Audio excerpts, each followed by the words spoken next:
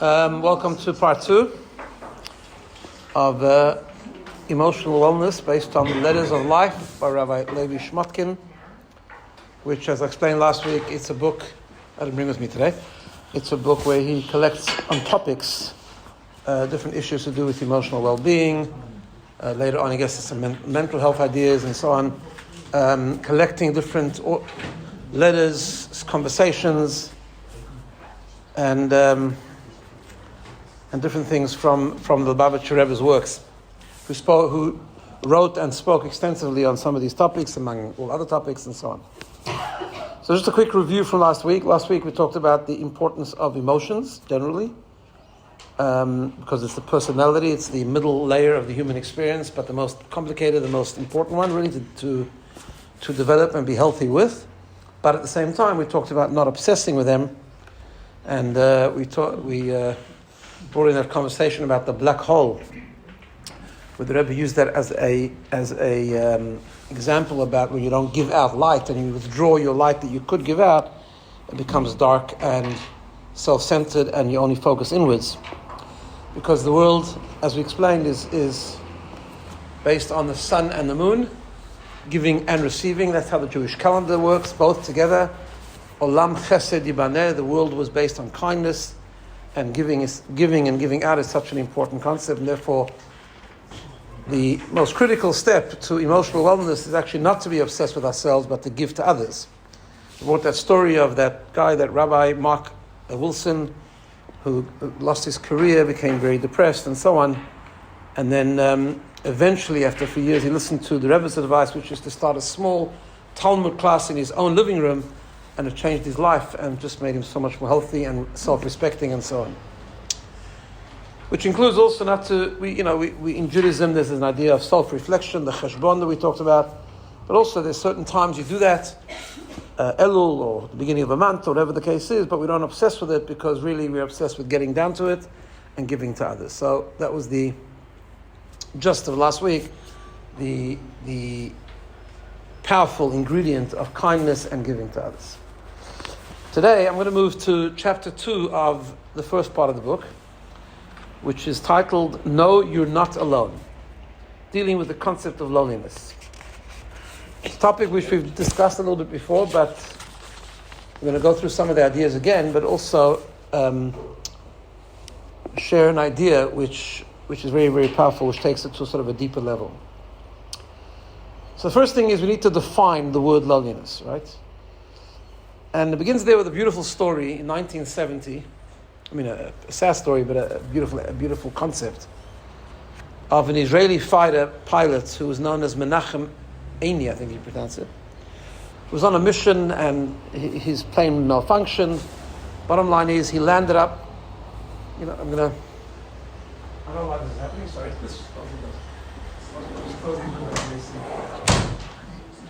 That's okay, these are probably okay, but it's just yeah.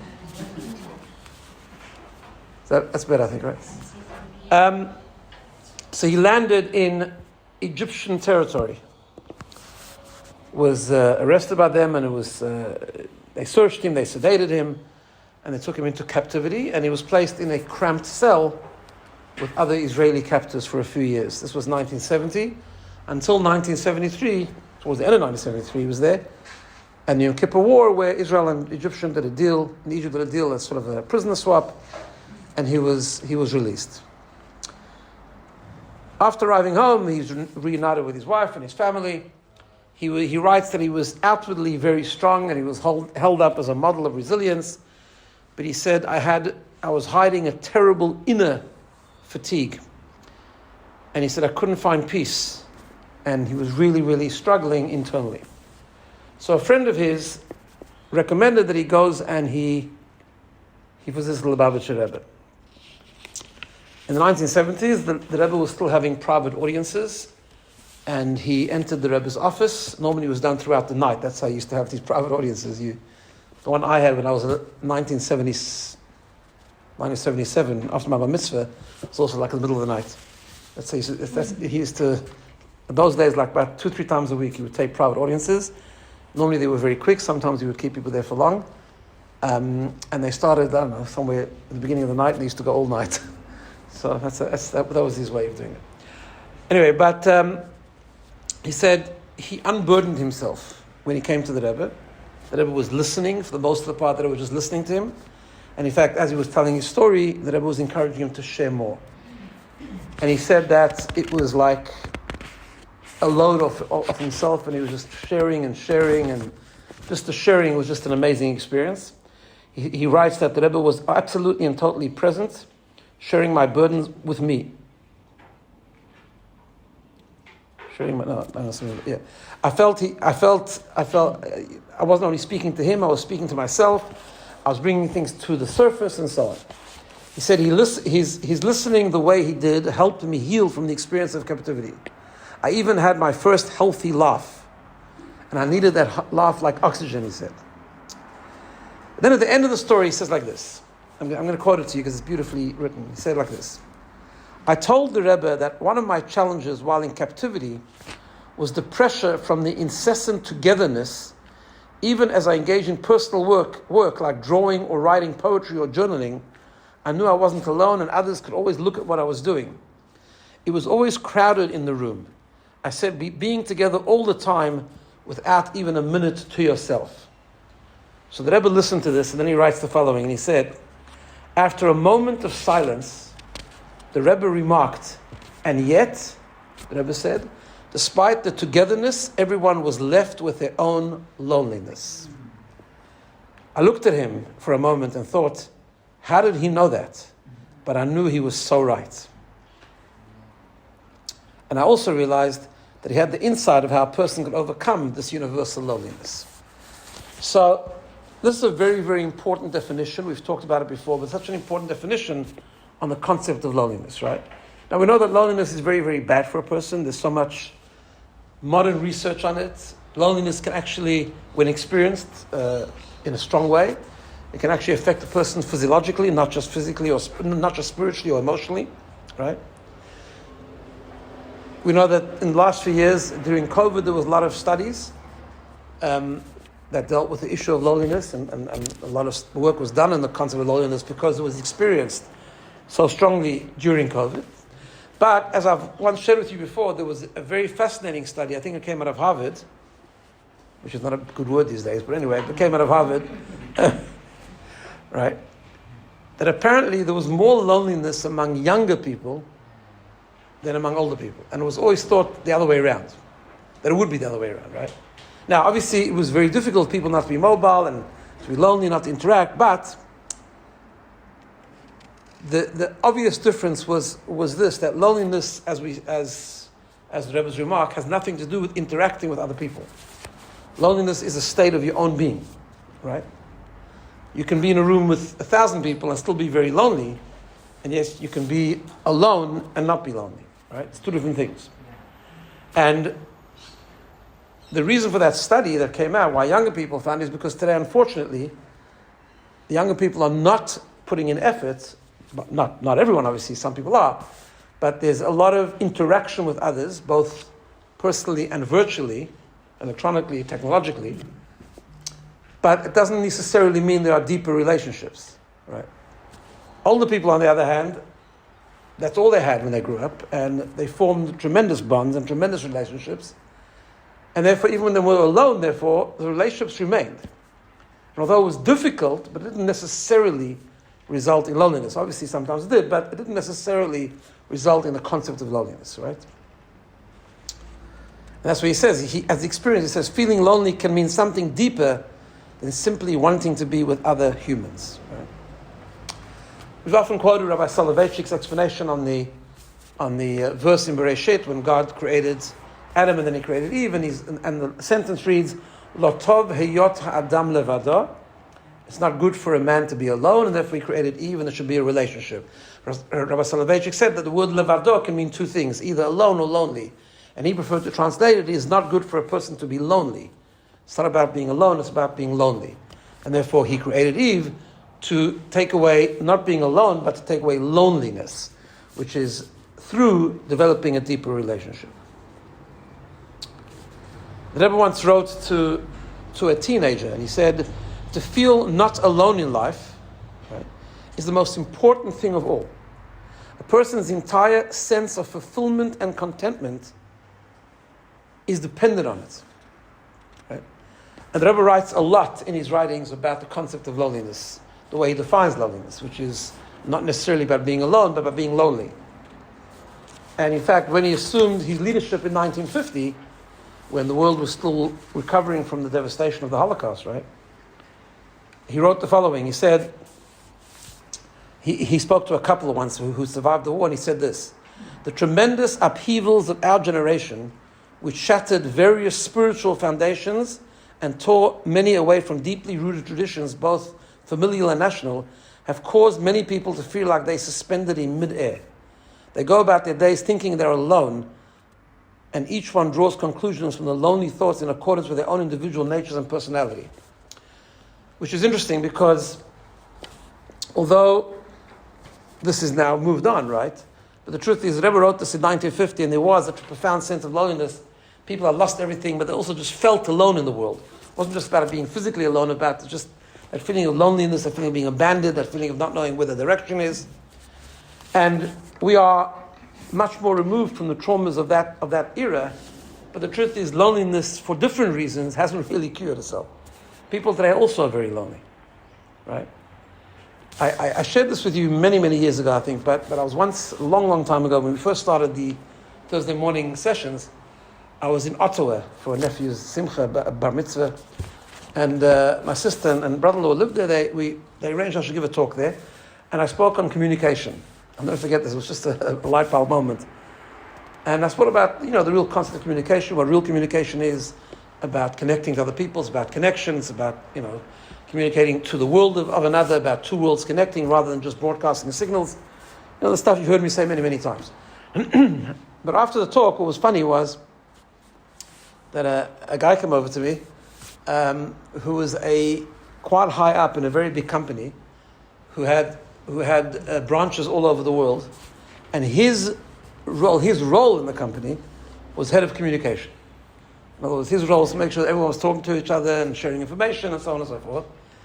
And he said, he realized after the talk, it's funny, you think a guy would know something about communication, right? He said that he'd never thought about it this way, and he realized that he's the head of communications, and technologically the sharing of information is very, very advanced. I mean, it's even more advanced now, but even then, I think it was 15 years ago or something, he said it's very, very advanced, and it's amazing, and it goes quickly, and email, and whatever it was, I don't know if WhatsApp was a thing then, whatever the case is, but he realizes that no one's really communicating. They're sharing lots of information, but no one's really communicating, and it just changes the whole view of what communication is, which goes back to this concept of, and when communication happens like that, and then people are sharing information, and they're not really communicating, and they're not really, in other words, they're not really connecting, the result is loneliness. So there can be tons and tons of information sharing, and there can be, at the same time, there can be a profound loneliness because people are not really connecting. And therefore, they're not alone, but they're lonely. Right? So the question is, so it's very bad for you and so on, but so what do you do about it? So how do we fight loneliness? Or how do we fix loneliness, right? So modern research is full of different ideas, which are correct ideas, or legitimate. I'm going to share just very briefly some of it. I'm taking it from some of the research that there's an organization here called Black Dog, which deals with depression and mental health stuff, and so on and so forth. And they just a beautiful article they wrote. And first of all, they talk about the definition of loneliness. They say it's very, very common. It affects 1 in 3 adults. That's pretty high. They talk about the physiological effects of loneliness. Things increase blood pressure, cholesterol, risk of developing cardiovascular disease and all kind of stuff. And they talk about different things that we need to do in order to minimize the concept of loneliness. So, of course, contact with others is very important. In other words, you can't make connections if you're not talking to anyone, right? I mean, if you've already built them and then you're alone, that's fine. Then you're not lonely. But we need to build relationships. We need to build connections. Be more social, connect with others. Finding purpose, creativity, music, talking to friends and families, and so on. Volunteering is a very big thing. People get involved, they volunteer, they talk to other people, they give, as we talked about last week. They also, while they're giving, they meet new people and so on. They talk about online groups. An interesting thing they raise, which has become a very big thing now, is spending time with animals. Interesting, right? Because that's dog therapy has become a very big thing. People who are depressed, who then need to care for someone, care for an animal, even find sort of friendship or connection with the animal. I'm not going there too fast, as you know. I'm scared of them, so I won't do it. But I have to find other ways of not being lonely. And just generally being active. Well, that's not my fault, by the way. You should just know that. I grew up on Observatory Avenue in South Africa, and there were neighbors had really these huge, big dogs. And there was one neighbor about 10 doors down from us who had these two vicious Alsatians, I think he used to call them. And it bit one of my friends once, and I think I'm still stuck with that fear. They always say that. Anyway, but being active is a big thing and so on. Now, some of these things are very important. Social interaction is very important. I think I once shared with you a study, very funny study actually, that just little interactions with humans, even not on a very deep level, is very beneficial and increases longevity. Things like just talking to someone in the lift, which of course no one does anymore because everyone's on their phone, but just stopping someone at a bus stop, meeting someone in a lift, making casual conversations with people you don't know, it's actually healthy. It's actually good for people, it's beneficial for people, and so on and so forth. And of course, same thing, even from a Jewish perspective, we know that investing in connections, investing in looking for other people, volunteering for other people. I read an article by a woman called Sarah Blau. I don't know her, but I know her husband. And I didn't realize this. And her husband's very involved in New York in a yeshiva. He has a lot of shiurim, and he's very, very busy. And she writes that many, many years ago when he first started that, she wrote to the Rabbi actually that it was just hard for her because she was struggling with feelings of loneliness. Now, obviously, the Rabbi empathized but didn't let her get away with that. And he said she needs to seek out friendships. So she should seek out friendships and she should work in it. Not wallow in the loneliness, but do something about it, right? Doing good for others, make connections, and so on. And we also know that something I've also shared with you before, and that is that deeper relationships are hard. They need investment, and people need to put in effort. As the Pirkei Avot says when they talk about Ukanei lecha chaver, it says in Pirkei Avot, Ethics of the Fathers, make for yourself a mentor, asei lecha rav. Everyone should have a mentor, a spiritual mentor, and Ukanei lecha chaver, and acquire a friend. And as we've talked about many times, acquiring a friend is a very interesting expression. And really what it means is you don't buy a friend, of course, but it doesn't mean that you've got to invest in friendship, right? It's not something that just comes casually, not something that comes easy. If it does, it's probably a shallow relationship. And real friends comes with investment and putting in the effort. Or kanei lecha chaver. So those things are all important, and they certainly go a long way to alleviate the concept of loneliness.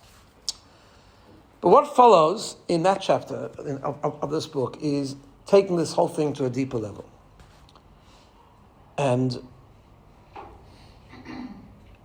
understanding the minimization of loneliness in a much deeper way. It's not to exclude these strategies, but I think it just makes it a deeper thing and it takes it to a whole deeper level.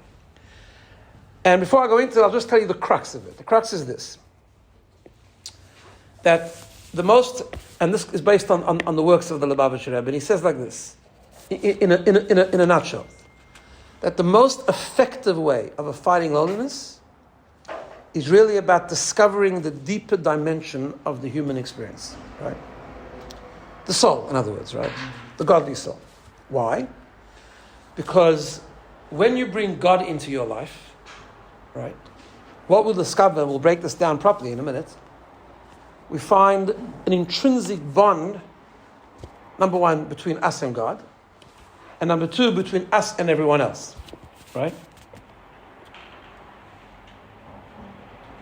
And that when we connect to our soul, when we connect to the depth of who we are, and from a Jewish perspective, what we do is we make God part of the equation, we make God part of our reality.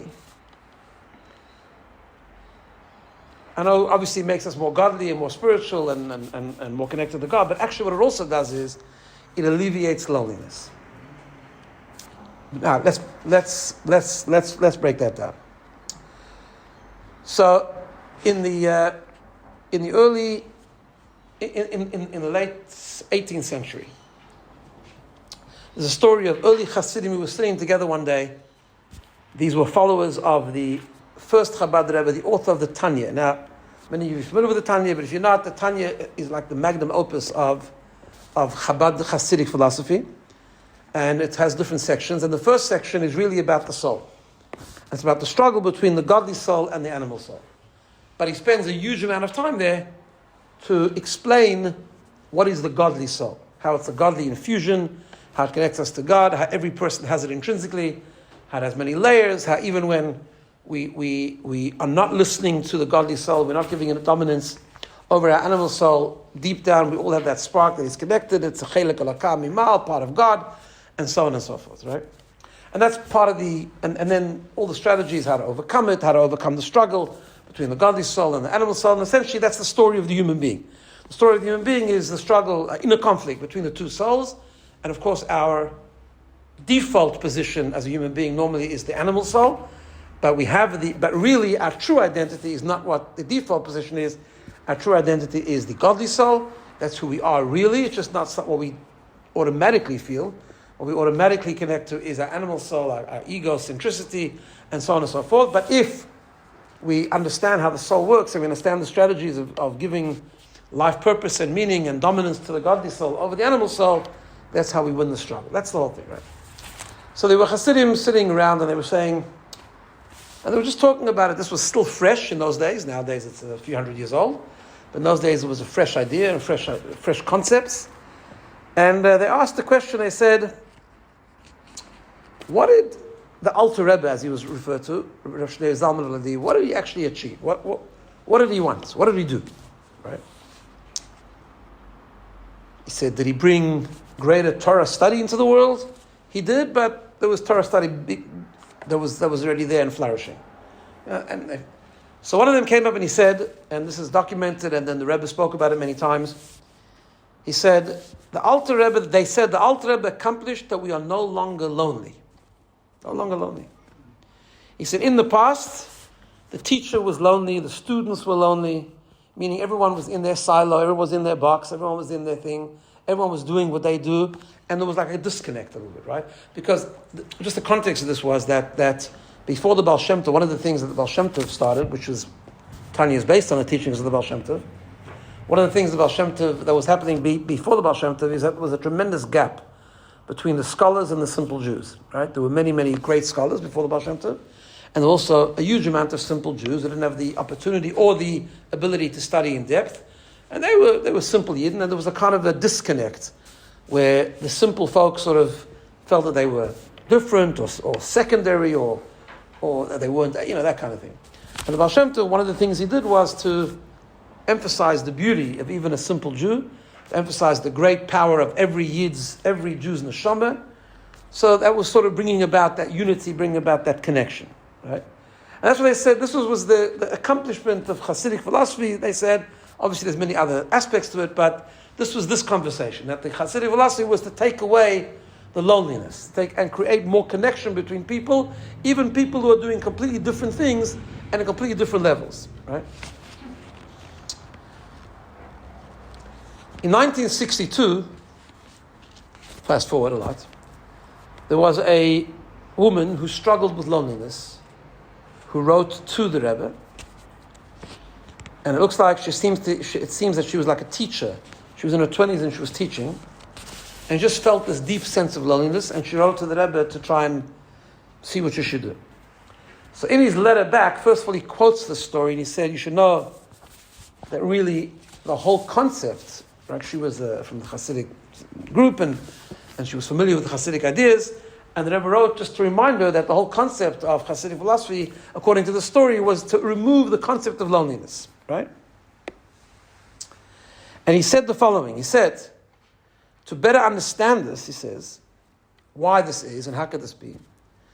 He said, first of all, you need to know that one of the foundations of Judaism is Hashgacha Pratit. Hashgacha Pratit means that everything is by divine providence. That means, right? First of all, that we understand that God created the world, He creates the world, He sustains the world, and He's involved in everything. He's involved in every detail, right? He called it God's individual providence. In other words, that there's nothing that happens randomly, there's nothing that happens without a purpose, right? And that He oversees, God closely oversees every detail of a person's life with individual attention. So He says, first of all, what that means is that everything that happens in the world is not isolated. All right? That's a really important thing to understand. There's a few aspects of this idea, so I'm going to try to go through it slowly. Right? In other words, everything that happens to me is a small puzzle, is a small piece of a big puzzle. I mean, he doesn't use those words, I'm using those words, right? Every detail is a small part of a bigger plan. So let me just pause here for a second and explain what I mean. This way of expressing Hashgacha Pratit came from the Baal Shem Tov, right? Hashgacha Pratit is a Jewish universal idea, but how it's expressed is the way the Baal Shem Tov put it in the following way. He said, the number one, Hashgacha Pratit means that God doesn't just let the world run randomly, but every detail is by divine providence. Just by the way, to interject, just in case, I mean, we've gone through this many times. It doesn't mean that we have no choice. Actually, free choice is a fundamental concept in Judaism. But our choice is more in our moral responses, in our way of being a responsible human being and a spiritual human being. It's not what happens to us. What happens to us at the end of the day is not up to us. We're not in control at all, right? We might be in control of planning, as I've said many times. When you get up in the morning and you plan, that's a good thing to do. It's a moral responsibility to live a responsible life. So you have a choice what plan you make for today. You don't have a choice if it's going to actually happen or not. Right? You do have a choice to make the plan, and if it's a good plan, hopefully it'll work. But often our plans don't work, right? Why? Because we do what we need to do from a moral point of view, but God runs the world in the direction that He takes it, right? So it's like the weather video that I put out this week. We don't control the weather either. We just we have a choice how we respond to the weather, right? So what does that mean? So the Baal Shem Tov said more than that. He said the following. He said, not only is every detail that happens to us and the world divinely inspired, divinely coordinated, divinely guided, and he went on to even say that even a leaf that falls off a tree and like went to the minutest detail of creation. Everything is orchestrated by the one creator. But he took it to a deeper level and he said, not only is it that way, but what happens is relevant and critical to the overall purpose of creation. There's a purpose of creation, right? The way it's written about in Kabbalah and in Hasidic philosophy is something we call dira b'tachtonim, to make a dwelling place for God in this world, to bring God into the world, to make the world a better place, a godly place, right? A place where God feels comfortable, and that comes through spirituality, it comes through connection, it comes through mitzvot, and it comes through the concept of kindness to others, Ahavat Yisrael, and connection. Yeah. Thinking mental illness, how does that work? Okay, give me 1 second. Let me finish the thought, and then we'll talk about it, right? So everything that happens for a reason, but not only it's divinely orchestrated, but it's relevant to the entire purpose. So your question is about how does that relate to mental illness? If Hashem created everything and everything has a divine purpose. Yeah. So why do you create illness in general then? That's the other question. Yeah. So the answer to that is, firstly, I don't know. Right? I do know there's a purpose. I just don't know what it is. Right? And then after I've established that I don't know, I mean, one could speculate, right? The world is imperfect. We are still pre-Mashiach. And the world is an imperfect world. And God tests us. And He does bring about things that are He created poverty. He created mental illness. He created illness. Now, obviously, there are things that He asked us to do to, as much as we can, be preventative about it. So it goes back to what I said before about choices, right? So let's talk about physical illness for a second. So I think it's an important thing to understand in context, right? Because where does our effort come in? So, for example, the foundational work on emunah and bitachon comes from a book called Shara Bitachon, which was written, I think 13th century, 14th century by Rabbi Bachia. It's a famous work. Many people are studying it today because many people are struggling with emunah and bitachon. And he talks about this idea. He says, so then, if everything happens for God and God runs the world, so where does our effort comes into it? It's what we call in Hebrew hishtadlut, in other words, right? So, when people do, God orchestrates everything, and sometimes when people do what they can do on their part, sometimes the outcome can be different, because God decides that it should be different. So I'll give you an example, right?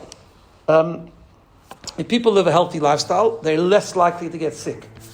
Is it guaranteed that one gets sick? Absolutely not. Right? There are people who have exercised for years, who are fit, and they just drop from a heart attack, right? So in other words, when God decides the time's up, it's God's time's up. So both things are true. We need to, mental health is on the rise. Partly it's society's fault, because we are not doing many things that are preventative, but it's certainly a creation from God, there's no question. Otherwise it wouldn't happen, right? We don't control things. We sometimes bring it on because of whatever reason, and not always. If someone does all the strategies, we know someone can do everything in their life to live an emotionally healthy life, and then they can be hit with a tremendous depression or any other illness. That's just... Why does God do it? I don't know. But I do know that it's part of the purpose of creation. Maybe part of that purpose is helping those people. Sometimes it's society's role to be able to help those and support those that are going through that. We are charged and we are told that we need to pray for God to remove those tests, and we pray every day for God not to test us, right? And it's very difficult and it's very, very painful. The pain exists in the world. Yeah. If we just remove some of those things, it would make it much easier to do all the others. Correct. And yet, we don't live in a perfect world. We don't want to be. But yet, I will tell you, right? That's true. And that's what we always have to hope for and daven for and believe in. And that's what bitachon is all about. But we also know that sometimes God has a different plan, because sometimes we see that, and people will tell you this themselves, that sometimes people do go through pain, which we don't ask for, but they will go through pain, which makes it harder to do the other stuff. And yet, with resilience and perseverance and determination, they come out 100 times stronger.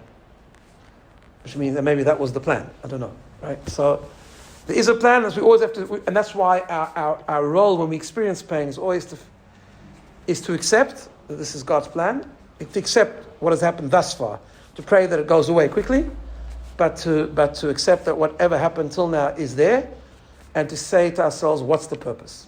What do we do with this, right? We talked about this before, the idea of lama and lama. Remember that talk? That we can be overwhelmed and ask lama, why is this happening? Which is a good question. A question that we'll not know the answer to. Or we can take the word lama and say lama, what am I doing with this, right?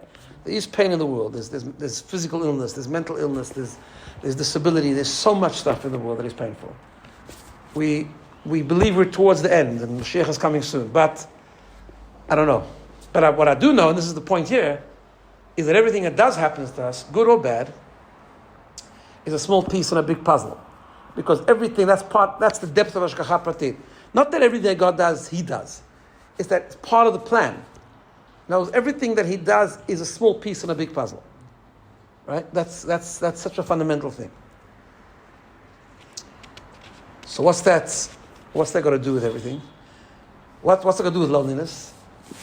So he writes that everything you do, therefore, affects everyone else. And if it's positive, it connects you to everyone else.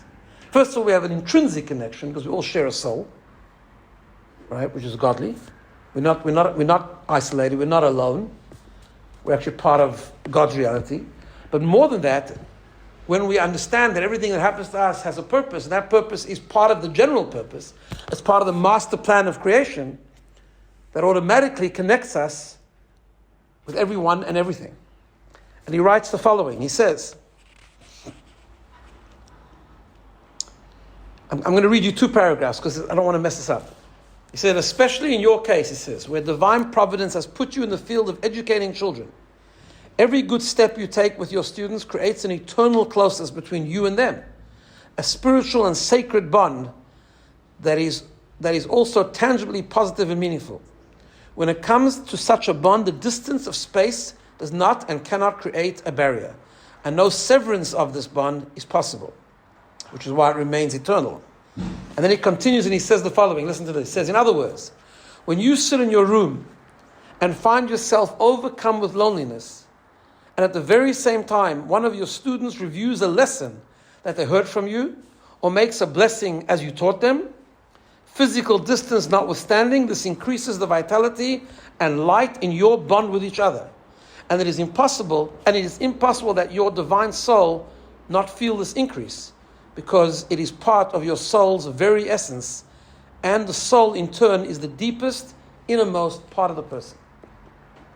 In other words, when we understand this concept, and we understand this concept of purpose, we understand the Hashgacha Pratit, and we understand that everything comes from God and is for a purpose, all we need to do is to go to that level of existence. We need to discover and connect to that level of life's experiences, which is the soul. Which means if we understand that life has a purpose, and we understand that our purpose, everything that happens to us, is to be able to increase that purpose, and we find purpose in everything that we do. Some of people, like that woman, was already in a place where the purpose was obvious, teaching children. Obviously, that's a great purpose, right? Then we understand that we are all really connected. And once we connect and we live our life from that perspective, the soul feels connected to everyone else, and when we connect to the soul, loneliness diminishes. Very profound concept, right? And therefore he says, a surface level perspective on existence sees each other as a lone creature in a vast and unfeeling world. So again, if we understand the definition of loneliness, not about interaction with people, but it's about feeling alone or feeling connected, the more surface level, as he calls it, the more superficial our existence is, the more random we think we are, the more just haphazard things that happen to us are just happening to us, then the more lonely we are going to feel. But when we understand this concept of purpose and we deepen our level of existence and we connect to the soul, again, not to exclude all the other strategies of minimizing loneliness, they're all good, but they're not as deep as this. So when we really go to the very essence of who we are, and we understand that concept of purpose, and we understand how that purpose connects to each other's soul, everyone's soul, and the entire cosmos plan of creation, then we can never really be alone. Because we're always, number one, with God, as we'll see in a second, he goes to that point as well, and we're always, therefore, together with everyone else as well. We share a common purpose. We're part of a bigger plan. We're part of a global community. And we connect on that level. And then we have to filter that down and think about, what is it? What are the things I've done? How am I connecting to other people? How have I affected other people? And as soon as we understand that, we become conscious and we internalize. It takes a lot of thinking, of course, a lot of reflection, to then discover I'm actually not alone at all, because everyone's done good, and we've all done things for other people, and we've all done good things, and we've connected on some level, and then we realize, and of course we need to do more of that to become less lonely, and we realize how deeply connected we are to the overall reality, to God, and to other people, through the soul.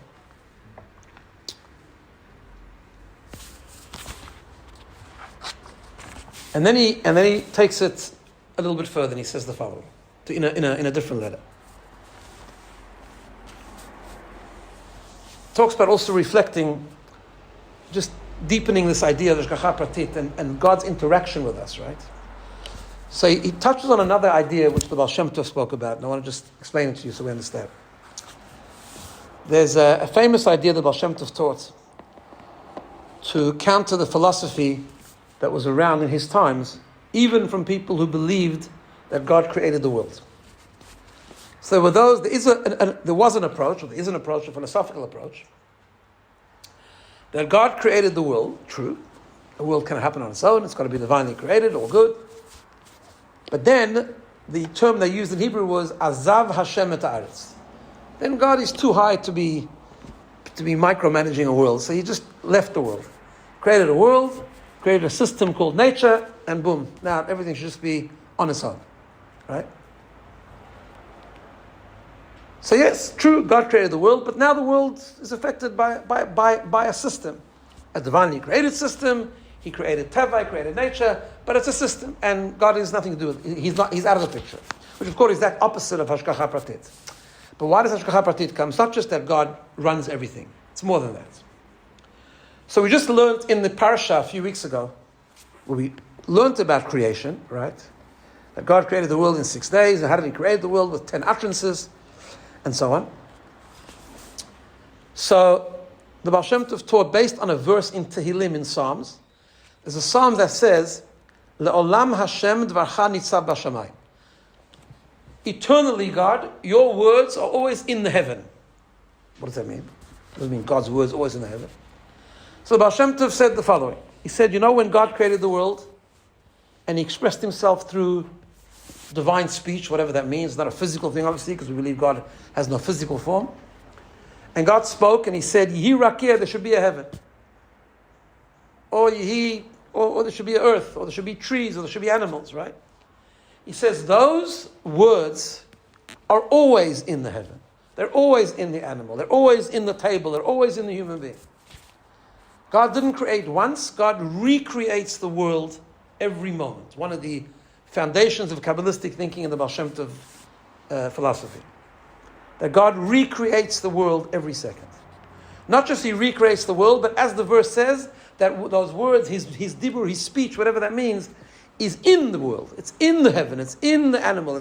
God is uniquely interactive with the universe constantly. There's so much stuff that comes out of this, by the way, which is amazing. First of all, when we spoke about mindfulness, right? Being in the moment, the freshness of the moment, as they call it nowadays, right?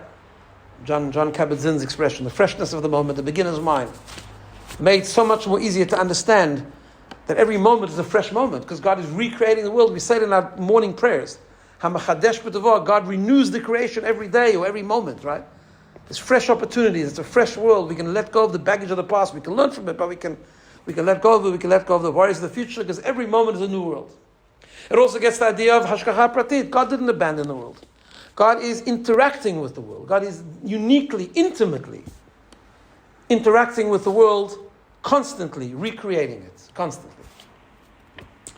And then there's a deeper idea even. So we said before that everyone is a small piece of the puzzle, a small piece in a big puzzle. But we also have to understand the following, and that is like this. That contribution that our piece makes to the puzzle is a unique contribution. So this is based on the following. In 1976, I'm giving you a little sneak preview to the BINA calendar that's about to come out in a few weeks, in a few months, right? Which, by the way, we're busy working. Anyone who wants to sponsor anything in the calendar, commercial break, see the office. Okay, right? So in 1976, the Rabbi came out with a very interesting thing. The Rabbi was very into children. He used to hold rallies for children, speak to the children. There were special talks we only give to children. So he came up with this thing. He came out in two parts. That he picked 12 phrases. 12 phrases, some taken from Chumash, some taken from the Talmud, some taken from the Tanya, which were fundamental Jewish phrases. And he asked children to memorize them as a means of connecting to 12 fundamental principles in Judaism. Like, for example, Bereshit bara Elokim, in the beginning God created heaven and earth, or Shema Yisrael, Hashem Elokeinu Hashem Echad, right? But one of the phrases was a quote from the Tanya. And it says the following, and it's very interesting because the Tanya is not always understood that way. But the Rebbe will quote this often and he will explain it in his very unique way. In Tanya, in chapter 41, where it talks about how every person needs to commit and surrender almost to what God wants us to do and understand what he wants to do is good for us and be dedicated and disciplined and have self-control and so on, he throws in the following phrase and he says, V'hinei Hashem, he says, you should know that God, a person should reflect that God is standing over him or her and looking deeply in klayot v'leiv, which literally translated means your kidneys and your heart, which means an expression to say like he's examining you. Im avdo karaui, and he's looking to see if you're serving him properly. Now that can be understood two ways. That can be understood as quite a scary thing. Like God is standing over you. Are you behaving? Are you behaving? Right? But apparently that's not what it means at all. The way the Rebbe would always translate this verse is, you have to understand that why is God standing over you? What does that mean, is God standing over you? And that's the singular expression he uses. Everyone has to reflect on the fact that God is standing over me. He says, because God has a unique friendship with you. And God has a unique relationship with you. You know why? Not because he's such a special person, because we're all special people. Because you have a contribution to make that no one else can. You have a connection to that overall purpose. Yes, it's one universal purpose. It's one role that God has given us, and He gave it to us at Mount Sinai. It's true. But every person has something very specific and unique that he or she needs to do that is different to everyone else. And that's why V'hine Hashem nitzav alav, God is standing over you because He has a unique relationship with you. Because your purpose, your contribution, your unique way of doing it is so important to Him. And once a person understands that idea, and that God is uniquely related to him, not just overall. Sometimes we think, yeah, God's a big God and he's everyone's friend, but no. Nitzav alav, he's standing over you. So what does that bring to? What does that do? It brings to this concept that, number one, we're actually never alone. Like the story tells, there was a guy called Irving Bloch, and he became very close to observance and to the Rebbe and to Hasidus and so on. And his mother was a widow, and she lived in Nashville, Tennessee. This is going way back. And one day, this Irving Bloch's mother came to New York, and she wanted an audience with the Rebbe, and she told her son, "You're not coming in with me, I'm going myself. I need to talk to the Rebbe about something." So it was interesting. And then she comes out and she said, "What did you talk to the Rebbe about?" Yeah, he asked her, "What did you talk to the Rebbe about?" So she said, "I told the Rebbe that I have two sisters, both married, but that I was alone. And on Friday nights, when I light the Shabbat candles, I'm all by myself and I feel very lonely." So Irving Bloch writes, he was a bit embarrassed, like, why did you burden the Rebbe with this? Why did you share this with the Rebbe? So he said, no, the Rebbe, it wasn't like that. The Rebbe looked at her and he said to her, "Der Eibishter is allemol mit dir." Hashem is always with you, but he meant it in the context of with you specifically, right? This idea with you. So that's number one. When we understand that Hashem is always standing over us, we're never really alone because we're always connected. Connected not just another person, but connected to a higher being, right?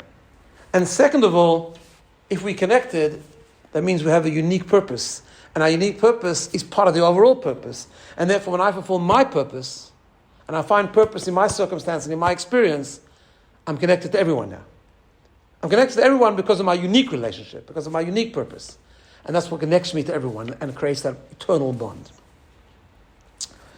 It's interesting, the story about the candle lighting times, because sometimes, it should never happen, but sometimes loneliness from other people actually creates or reveals a very deep, profound connection. The reason why I say that is this, because this concept is not just on an individual level, it's also on a collective level, right? It's happened to us in the last year, right? To the Jewish people collectively. And this goes back to a sentence which is in the Torah, in this famous story of Bilam, when he came to curse the Jewish people, and God wouldn't let him curse the Jewish people, they ended up blessing the people. And he looked at the Jewish people and he said, "Hein am levadad yishkon." This is a nation that sits alone. Very famous phrase. Yehuda Avner, in his book, The Prime Ministers, has a whole piece about a shir that Nachum Begin used to have once a week, where they had a big discussion about what does this phrase mean. Hein am levadad yishkon, a nation that sits alone. On the one hand, it's a very negative thing. We're isolated. on the one hand. And as we have discovered in the last year, that we're not connected to anyone. We are isolated. But then we've discovered that we're actually not isolated. And we're not alone. And Amal Vadad Yishkon means we sit alone, not lonely, and not isolated, because we've discovered who really is on our side. We've discovered our eternal connection with God. And so many millions of Jews have discovered that, or enhanced that, or strengthened that. Is it ein? Son? Hen, like hey nun. Hen. He said, behold, like hen. Hen am levadad yishkon. Right? And what has given us that profound connection, that profound discovery, or a strengthened discovery, is because we've been isolated. So we've had to dig deeper and find and deal with loneliness on a much deeper level. And the same thing is with people. We should connect to other people. We should have friends. We should have relationships. All that is true. But sometimes when you feel lonely, it means it's time to discover a deeper opposite of loneliness, a deeper connection, which is this connection that we're connected with something so much greater, and we're connected with a greater purpose, and that there's a unique relationship that I have with God, and there's a unique purpose that I affect everyone else, and when I do my purpose and I try my best, I'm affecting myself and I'm affecting everyone, and I'm now creating this metaphysical and this deeper connection with other people. And when you find purpose decreases loneliness. Truth is, this is not a new thing. This is already, King David said this. Many of you would be familiar at a very famous psalm that even the non-Jews all know, especially those that are a bit more religious, Psalm 23, Tehillim 23, right? And which King David writes, he says this exact idea. He says, Gam ki elech, even when I walk in the shadows of the valley of death, I'm not afraid. Why? Ki ata imadi. Because King David understood, you're with me. We've done it just to understand that it's on a deeper level. In other words, it's to understand not just with me, overlooking me from a distance. He's with me intimately. He's with me deeper, interactive with me. Nitzav alav, he's standing over me and guiding me, even when I don't understand what he does. Right, and that's part. Even when I understand what he does, but we know that he's with me. Heart concept. We spoke about it just before Yom Tov, if you remember. Right? This is part of how we derive strength. There is pain in the world, and there is loneliness in the world, and there's fear in the world. All these things are true. And we don't understand what God is doing, but we do know that he's with us. And in fact, he's with us in the pain. He's with us in the struggle. And that's what King David was saying. And he's and everything that happens to us, it's him. And it's a hard thought, but a comforting thought. To know that he's hugging us even when we're both in pain. Why is he could take away the pain, but he doesn't, for whatever reason. He will. We pray that he will, and it'll come to an end quickly. But at least during the time that he doesn't, we at least understand that there's that deeper connection. And when we discover that and we connect to that and reflect on that in a very, very deep sense and a deep level, we're able to find an inner sense of peace and an inner sense of connection. It's not the same kind of connection as a social connection, which is also important. But we find a deeper connection and we feel much less alone because we're always part of something big. Have a wonderful week. More next week.